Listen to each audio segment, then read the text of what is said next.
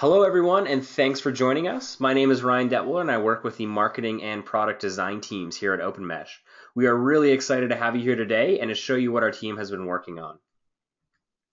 We're going to break this next 40 minutes or so into 3 sections. First, I'll give an overview of the S-Series line of cloud-managed switches and discuss some of the unique value we feel this line brings to professional installers. We feel it'll help them deploy networks easier, faster, and at a total lower cost. Second, our Director of Product Management, Anil Murthy, will give a demo of the switches on our cloud management system. We'll set up a new switch and then switch over to a network that's been running for a while so you can see it in action. Finally, we'll have Q&A with Craig Tiffany, our VP of Sales. As you have questions throughout this webinar, please type them in. We'll be responding throughout and we'll highlight some of the questions at the end. And anything we don't get to today, we'll follow up by email after the webinar. So let's get right to it.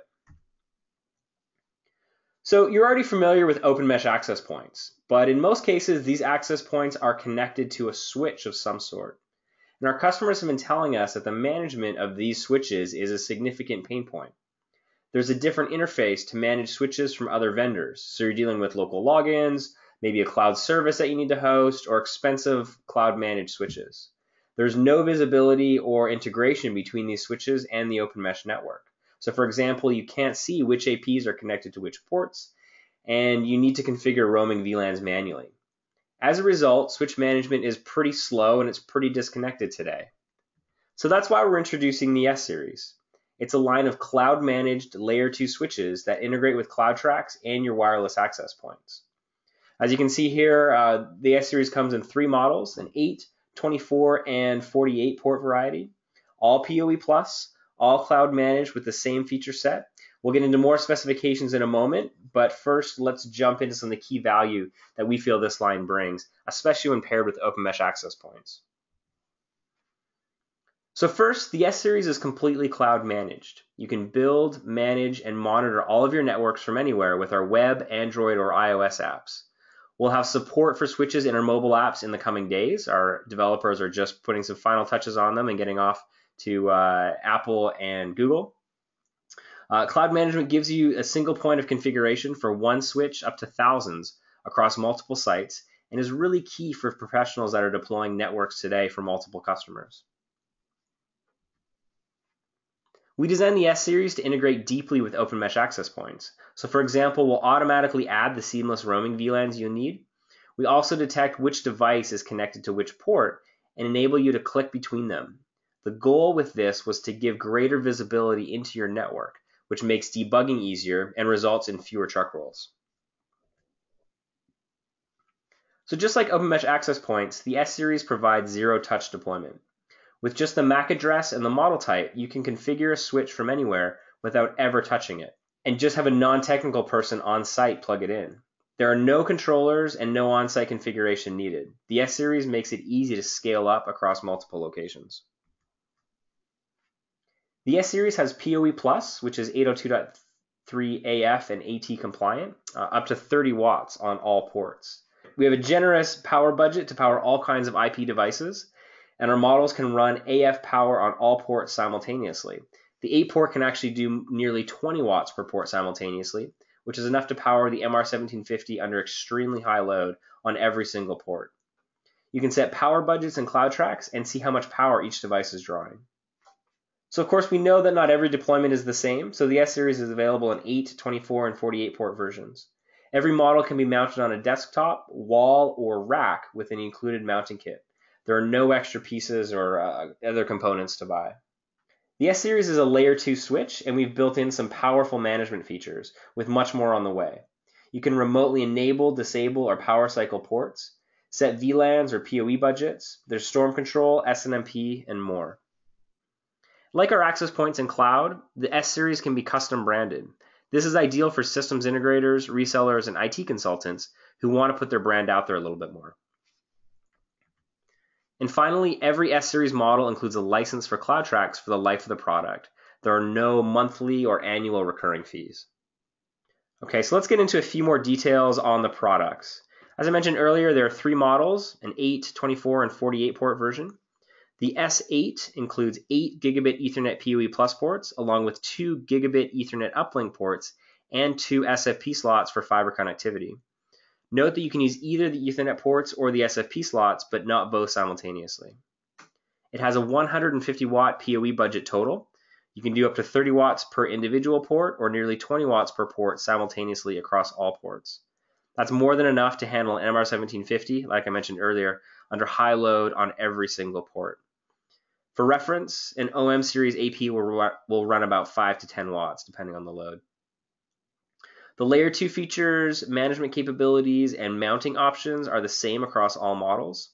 Note that the 8-port model does have an internal fan, but it's very quiet. We have a number of these running in our office, right on our desks, typically in our support department. The team has been putting them through their paces, but nobody minds them at all. They're really quite quiet. The S8 retails for $299, and again, that includes the cloud license. There are no fees on top of that. Next up is the S24, with 24 gigabit Ethernet PoE Plus ports and 4 SFP slots for fiber connectivity.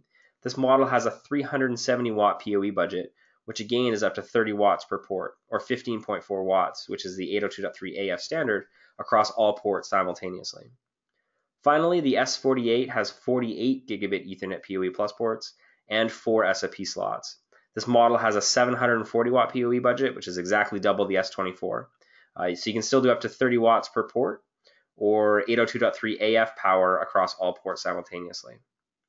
All right, so that's it for the product overview. Again, if you have any questions, now would be a great time to enter them in. I'll now pass it over to Anil for a demo. Thanks, Ryan. Hi, everyone. This is Anil, and I'm super excited to walk you through the cloud management features of our new Gigabit Ethernet PoE switch line.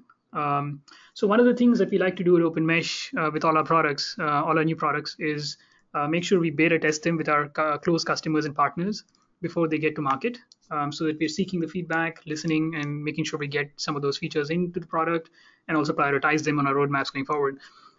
So what I figured was today I'd maybe walk through the cloud management features by borrowing one of our close partners' CloudTrax account.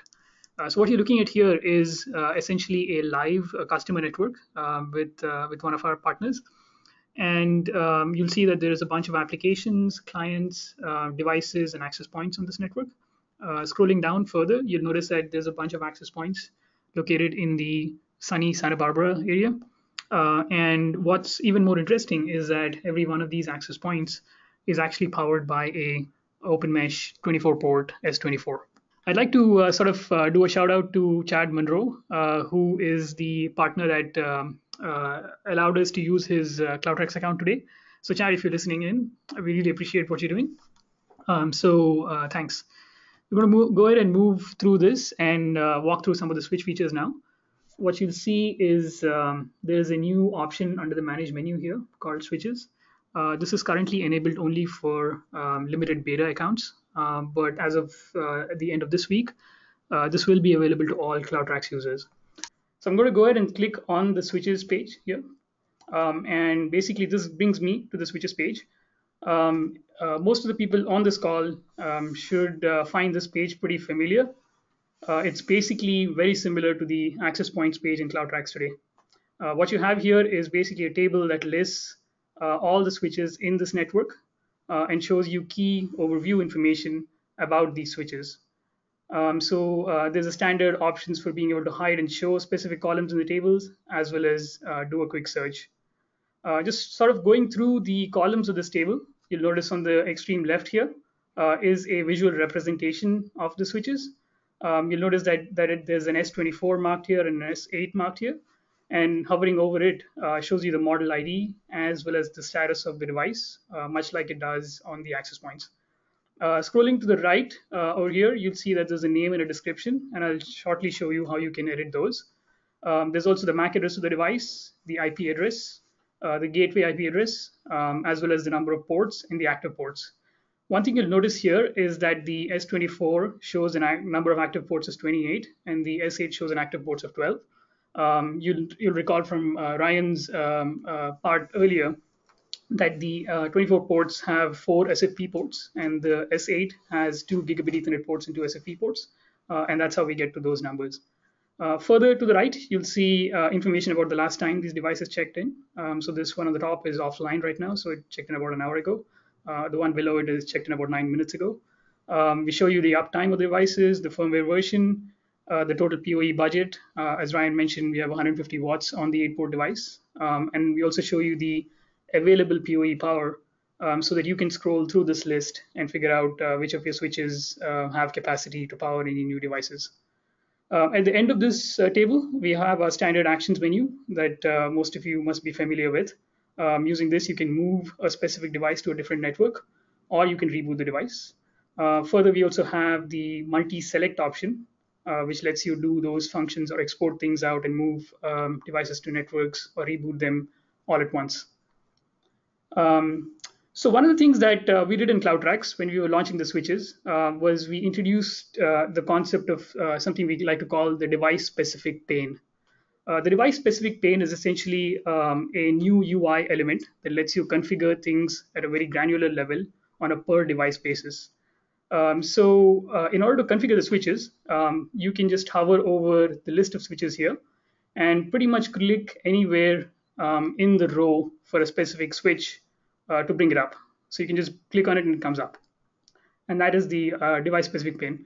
I'll go into that in a little bit of detail, but before I do that, I'd like to show you how you can add a new device. So much like the access points, you just click on the blue button here. Let's give it a name. So I'll just call it webinar switch for today. Select the model number. Since I have a S8 and an S24, I think I'm going to go ahead and add an S48 device to this network. And then give it a description here. So as you can see, I just added a new S48 48-port switch to this network here. You'll see that now one of the devices is offline, one shows up as a new, and then the other one is online. I'm going to go ahead and click on this to bring out the switch pane again. The switch pane essentially is a place where you can see a visual representation of the switch up top over here. You'll see that this image is essentially a representation of the front panel of our switches, showing you all the ports. And then below it is a port by port configuration grid that lets you configure things on a per port basis. This is a brand new switch, so I can go ahead and start actually configuring it even before it's been plugged into a network. So I can, for example, give this port a description, give this one another description here. And notice that I'm editing all of these ports in line without actually doing a save in between. So I can do all the changes I want to make and do a save once at the very end.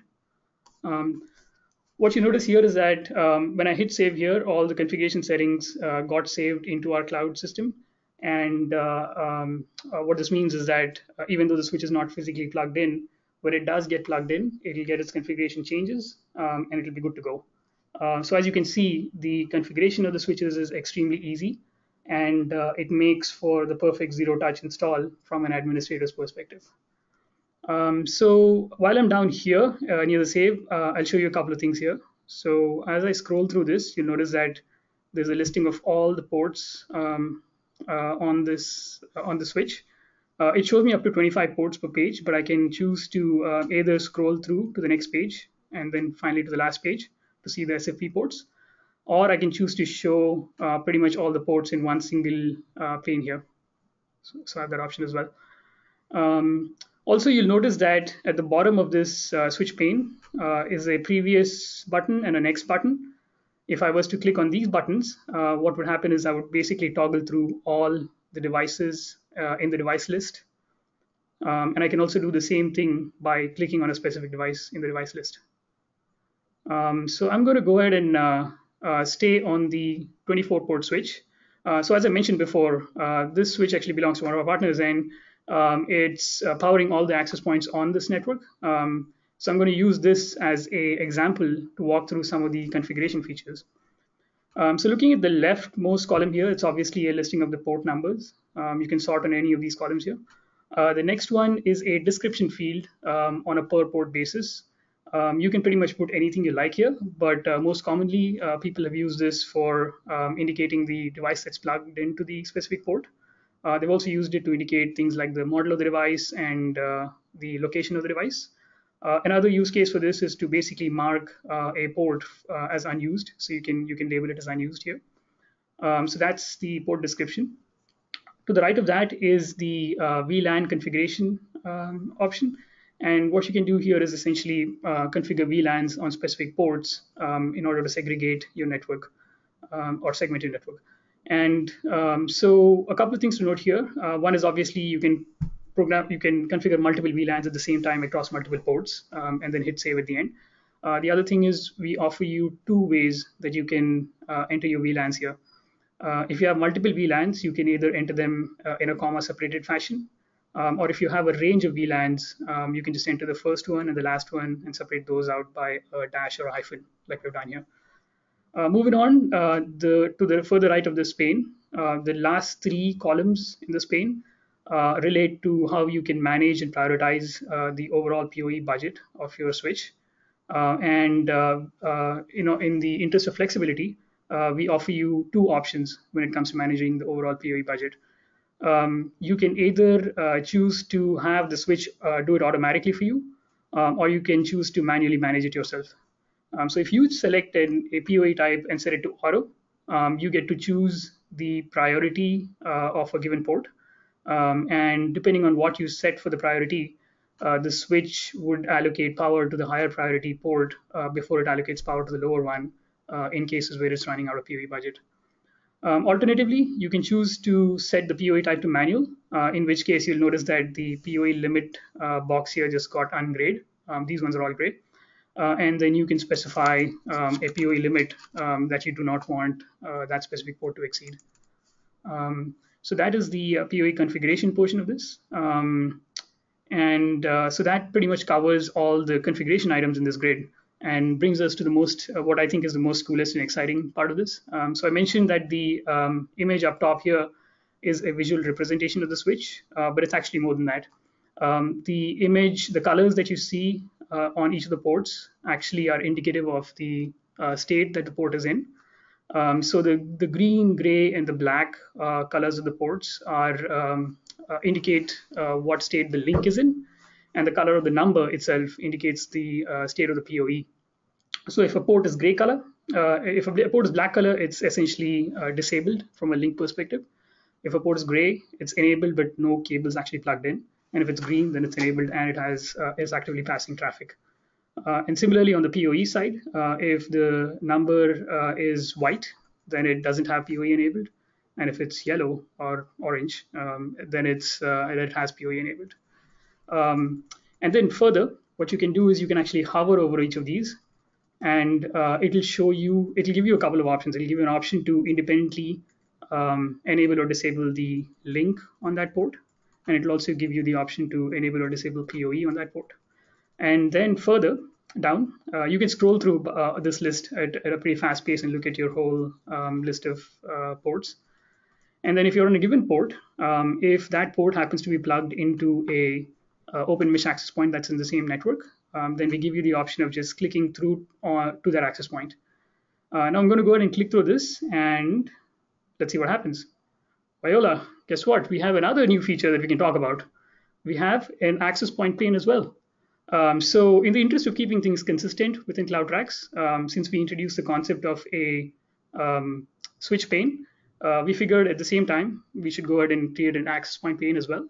So what you're looking at is our new access point specific pane. This has many of the existing features or many of the existing data points that you already see in CloudTrax displayed within it. But we've also introduced some new features and new data elements that I think a lot of our customers have been asking for a while. For instance, you can now go ahead and set transmit power on a per access point basis. You can also set the channel and the channel width on a per access point basis. At any point, if you decide that you want to override and go back to the defaults, you can do that in one step. We also have a visual. We also have an option to upload an image of the access point. So if your installer was on site and installing the device, he could take a picture of it and upload it here so that you'd have it for record. We have an area where we're going to be adding a lot more tools. Right now, it shows you just the neighboring access points here. But over the next few months, you'll see us add things like ping and trace route and other things into this tool. So that's just a quick segue into the AP pane, but this will also be getting released around in the next couple of weeks. So with that, I'm going to skip back to the main focus here, which is the switches, obviously. The one last couple of things I'll point out here are on this pane are there's a link here that basically points to a Help Center wiki article that talks about many of the things that I just mentioned. And so it should make for a pretty clear understanding of things right there in the context of configuring the switch. So I'm gonna skip out of this AP switch pane and talk about one feature that's actually not in the device specific configuration, or rather the only feature that's at this point outside the device specific configuration. In the advanced page, we have the option of enabling read-only SNMP on the switches. And by turning this on and specifying a community name, the switches essentially report SNMP data into the server at that community string. The reason we did this was because we know that there are customers that like to manage other devices besides just open mesh access points and switches. And a lot of these customers use SNMP for doing so. So by giving them the option of being able to report data through SNMP, they have the option of looking at all the data together in that other interface, and also being able to manage the switches from within CloudTrax. The reason for putting this in the advanced, obviously, is because not every customer that uses CloudTrax is going to want this. So it's sort of an advanced configuration thing. And further, we put it in sort of a area that's not device specific, because typically when you're configuring switches or network devices in the network, the SNMP settings are common across all of the devices, and it's not device specific. So that pretty much, I think, covers up the demo portion of this webinar. Once again, I just want to say a big thanks to all the people that take part in our beta programs. I know some of you are probably listening on this. We take all the feedback that we get pretty seriously and make sure we incorporate as much of it we can before we launch the products. And if we can't get to it, we try to get to it in releases subsequent to that. So with that, I'll pass things over to Craig to do some Q&A. Thank you. Great, thank you, Anil. Appreciate it.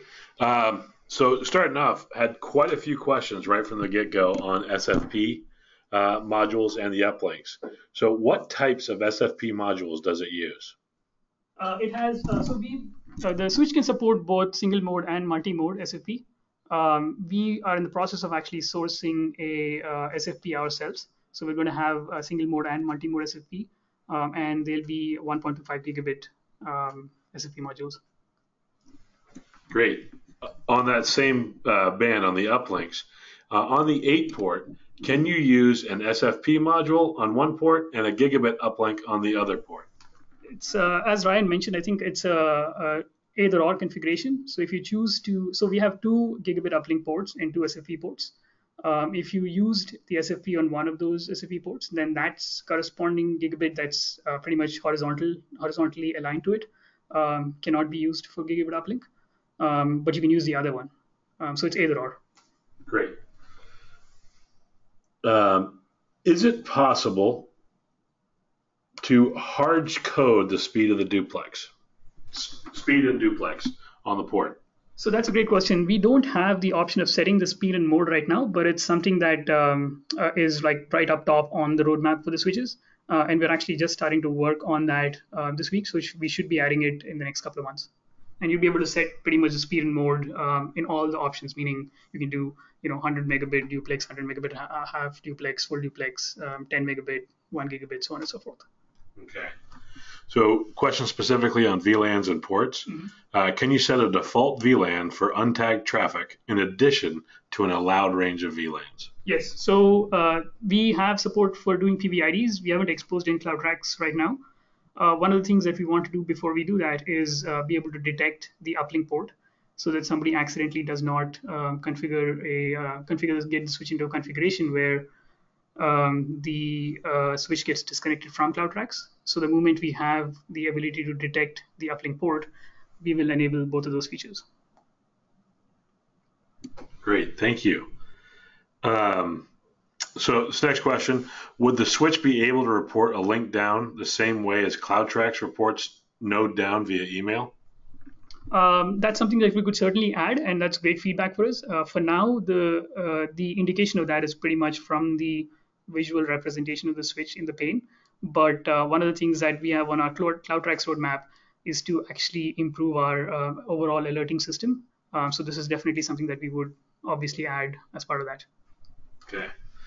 Now, a lot of questions rolling in now. So a couple questions on special features on specific ports. So how do you assign trunk or access ports? And then how do you aggregate ports as well? So the trunk versus access, like I said, the option for being able to set a port-specific VLAN ID and also tag or set a port to an untagged, allow untagged VLANs, or basically untag a packet when it goes out. That's something that we do have support for, but we just haven't exposed it because we want to build in the protection for detecting the uplink port and making sure that doesn't lose connection with CloudTrax. So that's on the access and trunk port portion of it. And then the other question was how do you aggregate? Yeah, so we don't have link aggregation today, but again, that's top of the chart, top of the mind in terms of the firmware roadmap. And I anticipate that we'll have it by the end of the year, if not sooner. Great, thank you. Will there be support for a virtual trunking protocol, VTP? Not at this time, but if there's significant demand for it, then we'll certainly look at adding that. Can you monitor errors on each port via CloudTrax or only via SNMP? So one of the things that we have, so obviously you can do it through SNMP today because you can enable the read-only option. On the roadmap coming up is the ability to see total number of bytes per port. We have the counters to look at errors per port as well, and that's something we can add. Great, thank you. Moving on to the next round of questions. Is there an ability to set client isolation on the switch level? Not at this time, something we need to look at. I could jump into that as well because I'm not sure this feature is widely publicized, but what some of our customers do is put an open mesh access point in front of the switch, and what that does is it makes every client that's connected to that switch be subject to the same restrictions as you would have if they were connected to a wireless access point. So they would see the splash page, it would have client isolation, they had all these things in place for them. So that's one option that some of our customers are doing. All right. Is there a way to view the MAC address table? Yes, that's a great question. So I don't know if you just want to go back into the demo here. So let me see if I can actually find one. Yeah.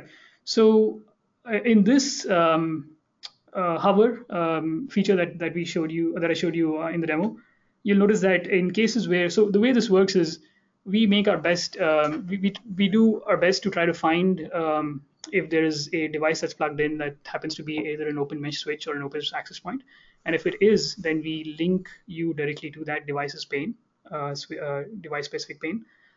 If it turns out that there is no open mesh device plugged in, and it's a non-open mesh device and we can't really link to it, then we try to narrow it down to one specific device, and we show you that specific device in a table.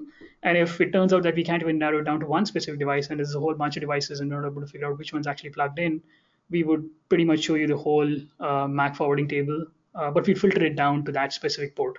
So I don't have a good example of that here. So it just so happens that all of these ports here have only one device.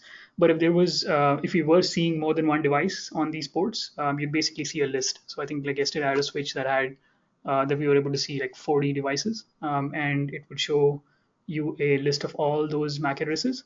And then further, what we do is we go back and look inside our database, and if we have information from our site survey or anywhere else about the manufacturer type of that device, we'll go ahead and display that to you as well. So you would see not just the MAC address, you'd also see that it's a specific type of device.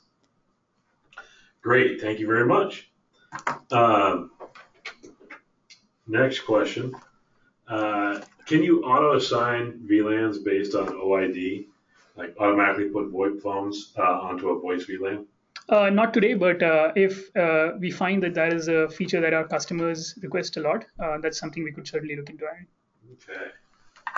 Next question is mine. Any idea what the warranty or maintenance will cost after year one?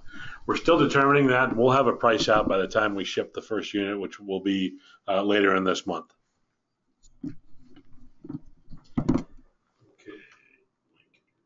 Will there be support for LLDP? Layer Data Protocol. Yes, so we don't have LLDP support again today, but it's something that we do have in our firmware. We could expose it. But the key question, I guess, I would ask, if for people that request LLDP is, are you trying to use that to discover other open mesh devices? And if so, we should work on that in conjunction with enabling it on our access points as well. But yeah, not at this time, not in the first release. Great, thank you. Can you reboot, great question, reboot or power cycle a specific port? Yes. So we don't have a reset, but that's something that we will be adding in the next couple of weeks. But what you can do today is you can disable and enable the PoE. So you can disable the PoE and enable it back again, and that's equivalent to a reboot. But we will have the ability to just do that in one single command. Okay, thank you.